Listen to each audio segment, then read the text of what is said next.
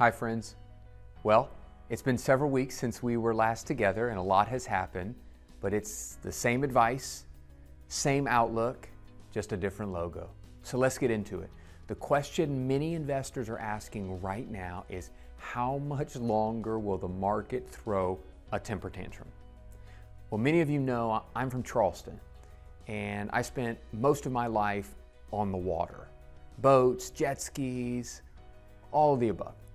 And the Charleston Harbor has 5 different bodies of water that flow into it. You've got the Wando and the Cooper rivers, then you've got the Stono, and then you've got the Ashley, and then you've got the open ocean coming in where Fort Sumter is. So you've got all 5 of those bodies of water converging right there at the tip of the Battery in downtown Charleston.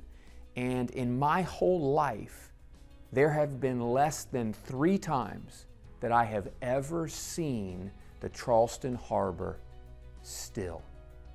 Because with so many different bodies of water and movements coming at the same thing at the same time, it makes it incredibly choppy. Well, now let's replace the Charleston Harbor with the stock market. There are about 5 different current events and serious concern items coming at the stock market all at the same time. Number one, you've got the obvious with Ukraine and Russia. And I don't want to downplay the humanity and the tragedy issue that exists there.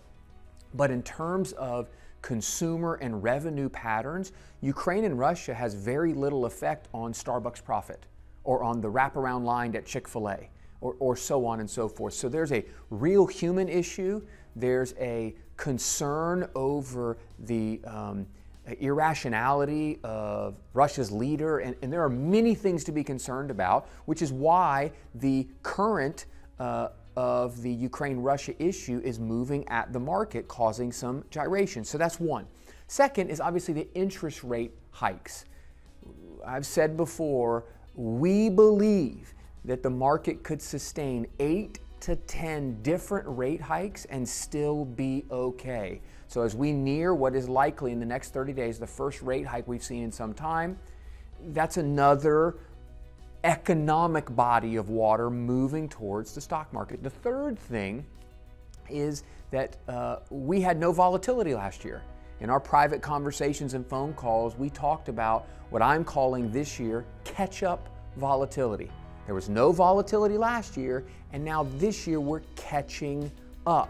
So you've got Ukraine and Russia, you've got interest rates, you've also got catch-up volatility, but then you have that this is a midterm election year, and things just get weird.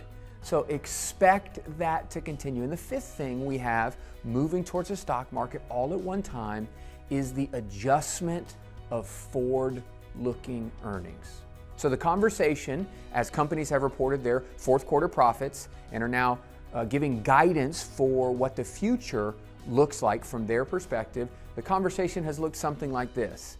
Apple says, hey, listen, we've had a great couple of years. We can't keep growing at 40% a year. We're going to grow at 18% a year. And the market says, oh.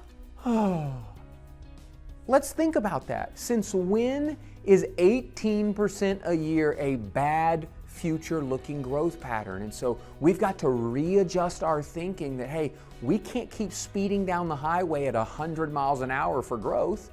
60 to 70 is just fine. So when you take all of those 5 things compressing on the stock market at one time, you get the same thing you'd get in Charleston Harbor, which is choppy waters, lots of winds, boats being thrown all over. But here is what is most important. Even where we sit today in the early part of March, there is no reason for us to adjust down.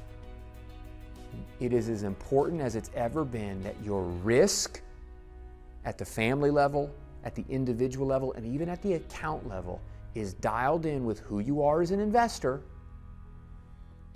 But when we look out to 12/31/2022, we're still expecting double-digit returns. Thanks for watching.